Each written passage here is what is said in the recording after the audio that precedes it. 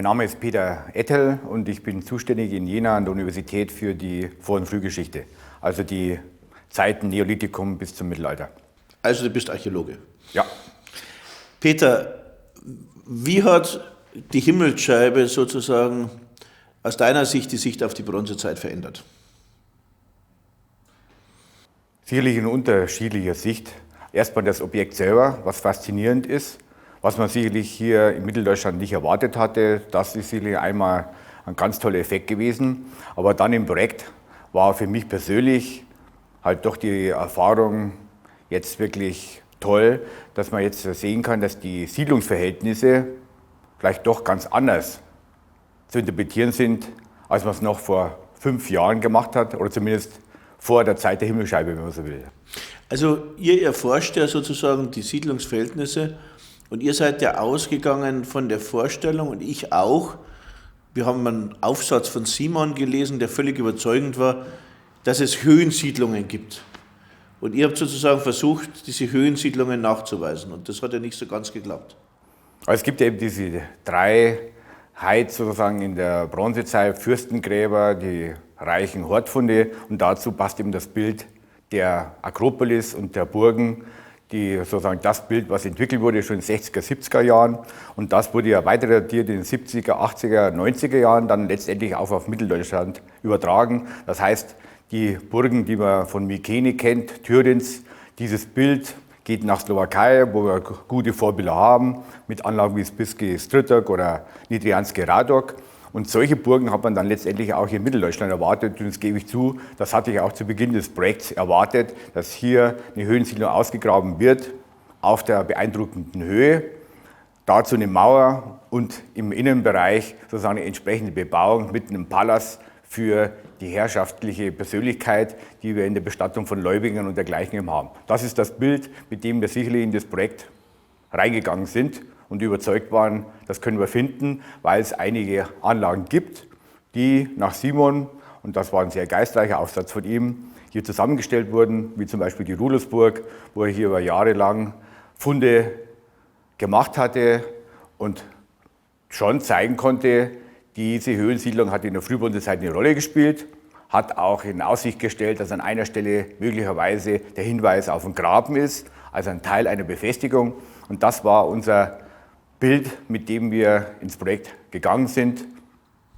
Also im Grunde ganz klassisch, auch verständlich. Wir haben diese besten Fürstengräber der Frühbronzezeit hier in Mitteldeutschland, extrem reiche Gräber an der absoluten Spitze der herrschenden Schicht.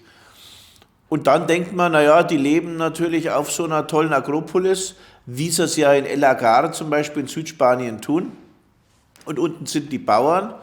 Und jetzt stellen wir fest, die gibt es gar nicht. Nach euren Forschungen und Grabungen sind diese Höhensiedlungen weitgehend ausgeschlossen. Und das ist doch eigentlich immer eine ganz interessante Situation, wenn man was erforschen will, das dann gar nicht gibt. Und was ich beeindruckend finde an deiner Forschung, dass ihr das sozusagen ins Positive eigentlich umgedreht habt, dass ihr jetzt trotzdem weiter geforscht habt und jetzt die Siedlungen am flachen Land erforscht. Der Punkt war ja der erste Phase, die ersten 3 Jahre ging es um die Höhensiedlung. Das war sozusagen die Frage, mit der wir angetreten sind in dem Projekt. Und wir mussten nach einem Jahr oder auch nach 2 Jahren vor allem dann feststellen, die Höhensiedlungen erbringen nicht die Ergebnisse, die wir erwartet hatten. Das heißt, die Höhensiedlungen sind quantitativ und qualitativ weitaus weniger von Bedeutung und sie haben schon gar keine Befestigung, wie wir es erwartet haben, oder schon gar nicht eben dieses Gebäude für die hohe Persönlichkeit, also letztendlich den Palast, den wir hier im Gebäude, also sozusagen in der Burg, erwarten. Aber ihr habt da, entschuldige, wenn ich das frage, ihr habt dann doch, und das finde ich interessant, im Flachland zum Teil riesige Gebäude gefunden. Ja, ich wollte vielleicht nur so weit sagen, letztendlich war das die Anfangsfreistellung, da war klar, diese Höhensiedlungen sind nicht das, was wir suchen. Und dann ist natürlich auch bei uns sozusagen die Frage entstanden, wo sind denn nun diese Leute, die wir hier in den Gräbern und Hortfunden vermuten? Und die können wir nur rausfinden, wenn wir das gesamte Siedellandschaft betrachten. Die Höhensiedlung ist ja nur ein Aspekt im Ganzen. Das ist auch in Griechenland so, ist auch in Spanien so. Die Höhensiedlung ist ein Aspekt der Siedellandschaft, denn zu allen Zeiten gibt es ganz normale Siedlungen, Flachlandsiedlungen. Und jetzt wollten wir einfach wissen, die Höhensiedlungen spielen ihre Rolle, aber nicht die Rolle, die wir erwartet haben. Und jetzt wollten wir einfach sehen, wie sehen die normalen Siedlungen aus und wie sind diese Höhensiedlungen mit eingebunden. Und wie kann man sich vorstellen, wie lebt so ein frühbronzezeitlicher Bauer? Wie kann man sich die Häuser vorstellen? Ja, also wir haben die normalen Siedlungen gegangen, in normaler Lage, wie es heißt, Anführungszeichen, also Hanglage, da kann auch mal ein Graben dabei sein, aber was letztendlich ist, wie sehen die Häuser aus? Das ist die Frage, wir wollten ja wissen, wie haben die Menschen eigentlich gelebt zur Zeit der Himmelscheibe? Das ist der Ausgangspunkt gewesen. Wir hatten dann am Anfang vielleicht nur gefragt nach dem Fürsten oder der Elite in der Frühbronzezeit, aber dann haben wir sicherlich eben ganz wichtig gefragt, wie lebten die Menschen überhaupt? Und da ist ja auch klar geworden, da weiß man auch in der Frühbronzezeit in Mitteldeutschland noch sehr wenig. Durch die letzten 10, 20 Jahre sind aber nun einige Grabungen dazugekommen, sodass wir hier jetzt dann auch für die zweite Phase die Frage gestellt haben, wie sehen die Siedlungen insgesamt aus, wie sehen die Häuser aus? Und hier gibt es vor allem zwei Siedlungen, zwei Großsiedlungen, die hier ergraben wurden. Die eine Zwenkau mit mehreren Hausbauten, insgesamt 40 Stück. Und zum anderen Schloss Wittbach, eine zweite Siedlung, die wir komplett dann ergraben konnten, wo wir sehen konnten, hier sind 5 bis 7 Häuser, die einander auch abwechseln. Und dazu gehört eine normale Gräbergruppe, die dazugehörig ist. Zur Wasserversorgung gehören Brunnen und damit entsteht einfach eine ländliche agrarische Siedlung, wie wir es eigentlich in allen Perioden kennen und jetzt auch für die Frühbronzezeit in Mitteldeutschland als typisch herausstellen können. Regional typisch und zeitlich typisch, sicherlich mit entsprechenden Haustypen, die hier für Mitteldeutschland offensichtlich typisch sind und eben auch auf diese Zeitperiode eingegrenzt werden können. Also Häuser so 20 bis 30 Meter maximal lang. Es gibt, glaube ich, sogar welche, die sind 50 Meter lang. Das ist eben die spannende Frage, die jetzt dazu steht. Die soziale Hierarchie, die wir am Anfang gesucht haben, auf den Höhensiedlungen, wenn wir sie finden wollen, dann nur in den Flachlandsiedlungen. Und hier ist eben die Bandbreite der Häuser doch recht gewaltig. Wir haben im Süden sozusagen Siedlungen mit Großhäusern neben Gebäuden. Also wir haben auch hier schon verschiedene funktionale Gebäude. Und hier in Mitteldeutschland ist es eben das Interessante, dass sich herausgestellt hat, die Häuser sind nicht einheitlich groß, sondern es gibt hier deutliche Unterschiede. Und es gibt in Anführungszeichen normale Häuser von so und so viel Länge, zwar 10, 20, 30 Meter, aber daneben gibt es eben auch sehr große Häuser jetzt, die zum Teil 500 Quadratmeter Grundfläche aufweisen. Und da muss man jetzt natürlich mit Recht fragen, wer hat diese Häuser benutzt? Als Wohnhäuser scheiden sie unter Umständen aus. Und dann ist die nächste Frage, welche Funktion haben diese Häuser? Und dann muss man eben auch daran denken, an Präsentation, an Zusammenkünfte, die in diesen Häusern stattgefunden haben. Und hier ist dann auch die Frage nach sozusagen der sozialen Organisation, die dahinter steht, die sozusagen solche Gemeinschaften jetzt hervorgerufen haben. Aber wenn du sagst 40 Häuser, das ist schon die größte Siedlung, die verteilen sich ja über vielleicht 100, 150, vielleicht 200 Jahre, das ist ja mehrphasig. Wie viele Häuser stehen denn in so einer Siedlung gleichzeitig? Das sind doch ungemein kleine Siedeleinheiten. Das ist eben auch ein neues Bild, was sich dadurch ergeben hat. Früher hat man noch gedacht, das wären zentralörtliche Siedlungen, die unter Umständen ein größeres Umfeld hatten, das sie kontrolliert haben. Jetzt weiß man, diese großen Siedlungen mit 40 Häusern, die lösen sich auf in kleine, weilerartige Gehöftgruppen mit maximal 2 bis 5 Gehöften, die gleichzeitig bestanden haben. Also keineswegs zentrale Siedlungen, sondern kleine, dörfliche, agrarische Gehöftgruppen, die hier das Ganze bestimmen. Und wie muss man sich das vorstellen? Da stehen so 3, 4 Häuser gleichzeitig. Ist das Vieh aufgestallt in den Häusern? Ist das Vieh nicht aufgestallt? Wie werden diese Häuser benutzt? Ist das Dach runtergezogen bis zum Boden? Wir wissen wenig, aber wie stellst du dir das vor? Also nach dem bisherigen Bild ist es so, dass wir relativ einheitliche Langhäuser haben für uns. Im Süden, also sprich Süddeutschland und auch Böhmen, hier kennen wir hier funktional unterschiedliche Häuser. Hier sind es Langhäuser, die sicherlich vor allem für Wohnzwecke und auch für Arbeitszwecke gedient haben. Neue Untersuchungen haben jetzt gerade mit Phosphatuntersuchungen ergeben, dass durchaus aber auch mit Stellen in den Häusern zu rechnen ist. Das heißt, dieses lange Haus kann auch daher kommen, dass in einem hinteren Teil des Hauses Tiere stehen. Und wenn das so wäre, dann könnte es ja so sein, dass jemand, der ein langes Haus hat, der einfach mehr Tiere drin hat. Das ist ja das Bild, was wir dann aus der Kaiserzeit kennen. Aber hier wissen wir einfach noch zu wenig. Gerade die Häuser, die jetzt diese Phosphatuntersuchungen durchgeführt wurden und diese Ergebnisse haben, sind relativ normale Häuser. In Zwenkau ist so der Stand, dass wir von dem großen Haus noch sehr wenig wissen. Also wir können dieses Haus noch nicht einfach aufteilen in Arbeitsbereich, Wohnbereich und eben auch für Stallbereich. Wie zuverlässig sind die Phosphatuntersuchungen und funktionieren die immer? Sicherlich nicht. Ist hier auch der erste Versuch, der gemacht wurde. Es gibt einen Hinweis, dass unter Umständen auch tatsächlich hier Vieh aufgestallt war.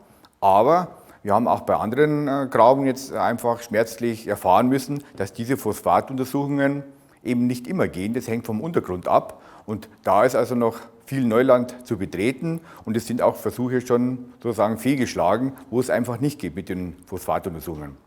Das ist interessant. Vor 20 Jahren kannte man noch keine frühbronzezeitlichen Häuser. Jetzt kennen wir ganz viele und wie du richtig sagst, die schauen doch ziemlich normiert aus.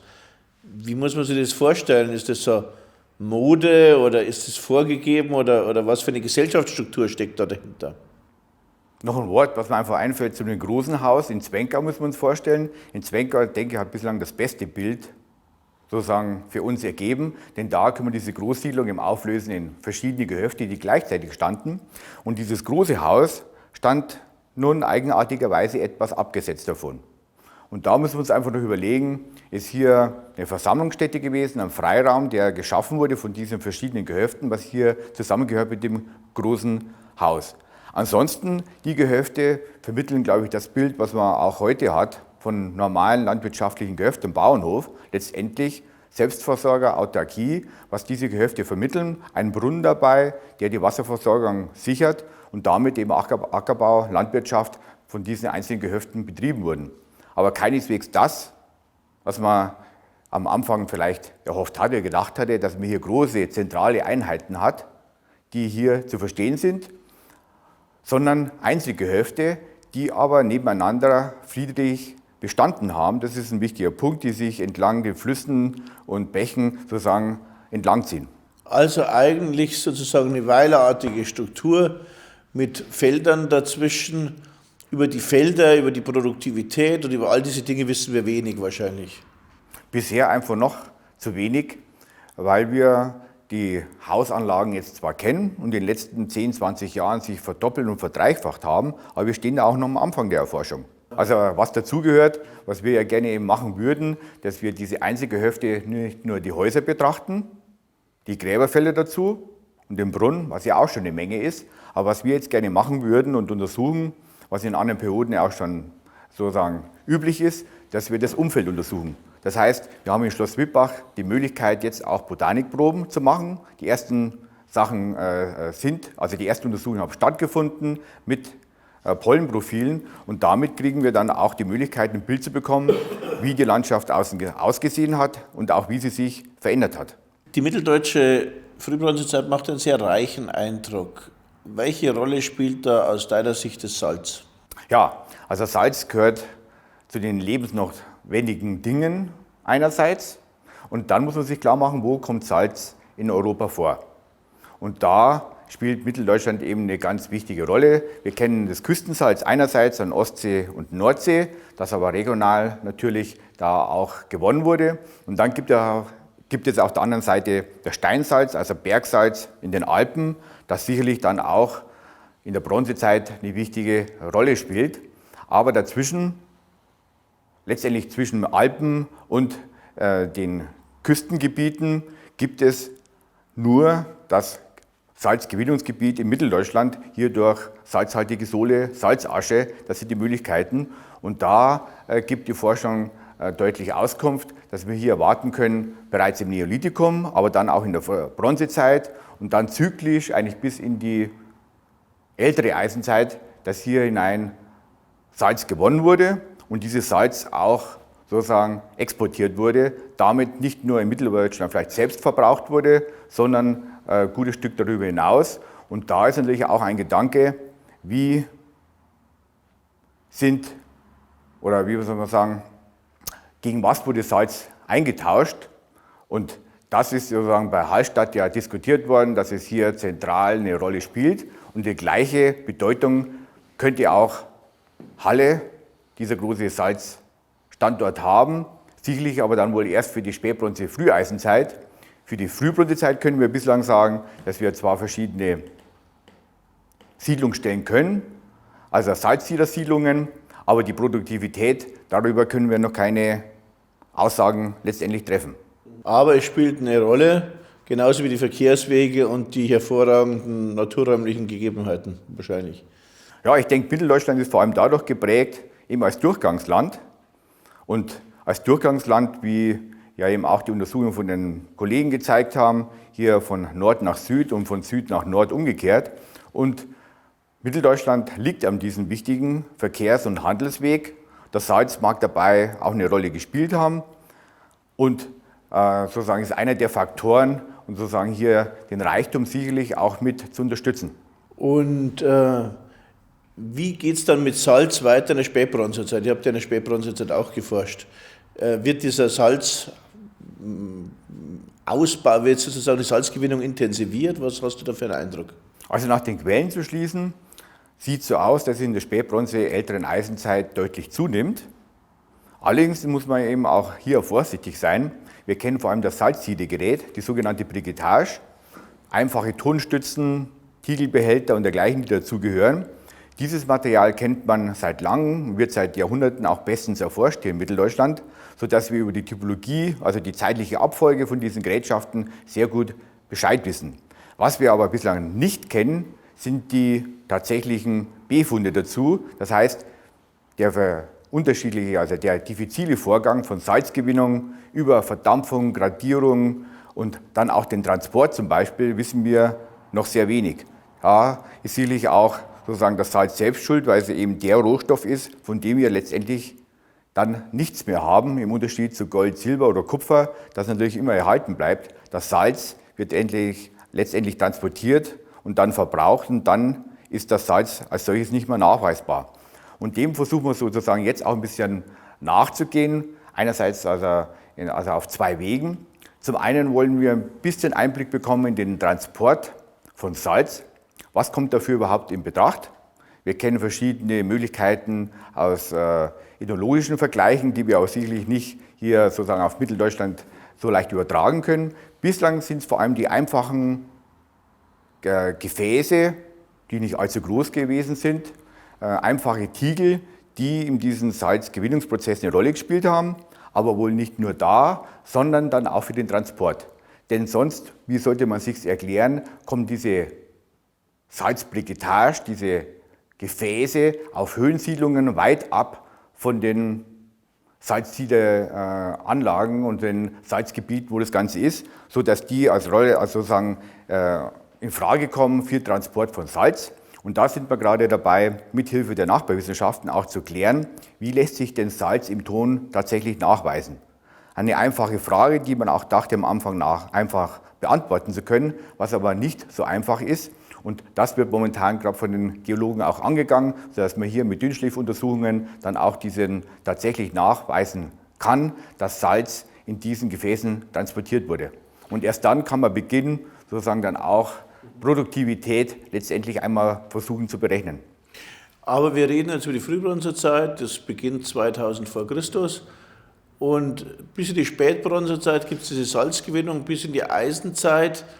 Aber dann am Ende der Eisenzeit, oder nicht am Ende der Eisenzeit, sondern nach der Früheisenzeit, also nach der Hallstattzeit, um vielleicht 500, 400 im 5. Jahrhundert, bricht hier die Besiedlung ziemlich ein. Wir haben ganz wenig Quellen. Man hat so den Eindruck, man hätte das Land überausgebeutet. Kann man sich so vorstellen, wir haben vorher das ganze Land aufgeteilt mit diesen großen Pit-Alignments, mit diesen Grabensystemen und plötzlich man hat eine Besiedlung, man hat fast den Eindruck, so dicht ist wie heute. Egal, wo man ein Loch macht, findet man Spätbronzezeit, Hallstattzeit. und plötzlich sind die Quellen ganz, ganz schütter. Kann es sein, dass man für das Salz, für das Verfeuern, für den Hausbau, für alles einfach zu viel Holz und Ressourcen verbraucht hat? Das ist sicherlich auch der Prozess von Salzgewinnung. Wir müssen rechnen, wenn Halle die Bedeutung hat von Hallstatt oder Dürnberg, müssen wir uns hier großflächige Salzsiedersiedlungen sozusagen vorstellen, die auf vielen Quadratmetern, ja, hier Hektaren sozusagen Salz gewonnen haben. Und da ist natürlich ganz wichtig, was du sagst, dass hier vor allem natürlich Holz wichtig war. Das heißt, das musste ja erwärmt werden, gradiert werden, das bei uns nicht so einfach ist wie in Italien, wo man letztendlich das Meerwasser hier zusammenfasst und dann trocknen lässt über Tage und Wochen hinweg. Hier musste es sicherlich mit Zufuhr von Wärme hier erwärmt werden und zum Verdunsten gebracht werden. Und das ist natürlich ein immenser Verbrauch von Holz vorstellbar. Wir haben es versucht, auch sozusagen mit einigen Versuchen, mit sogenannten experimentellen Archäologie auch nachzuweisen. Und da gibt es eben diese Ofenmodelle, die wir auch durch die archäologischen Grabungen kennen. Anlagen von etwa 2 Meter mal 1 Meter Größe. Und hier ist ein entscheidender Unterschied. Diese Öfen sind in 2 Projektionsweisen denkbar. Die eine ist, dass der Ofen geschlossen ist und diese Gefäße sozusagen in eine Tonschicht eingebettet sind. Und die zweite Art ist die, dass sozusagen der Ofen eben nicht geschlossen war, sondern offen. Und wenn der offen ist, dann steigt der Holzverbrauch um ein immenses Mehr. Und wenn man das versucht, nun annäherungsweise hochzurechnen, müssen hier also ganze Wälder verbrannt worden sein, um Salz zu gewinnen. Und wenn man das überträgt auf die Landschaft, bedeutet das, die Salzsiederei ist ja nicht überall möglich. Man schleppt ja nicht, wenn man so will, man trägt ja nicht die salzhaltige Sohle auf Berge oder Höhen oder in die Wälder, sondern letztendlich versucht man sicherlich vor Ort, wie beim salzigen See, bei Erdebohren, dann das Salz hier wirklich sozusagen zu gewinnen. Und da muss man sich vorstellen, dass innerhalb von Jahrzehnten, Jahrhunderten die Wälder ringsum verschwunden sind. Das ist praktisch der See selber salzig wie Salzwasser.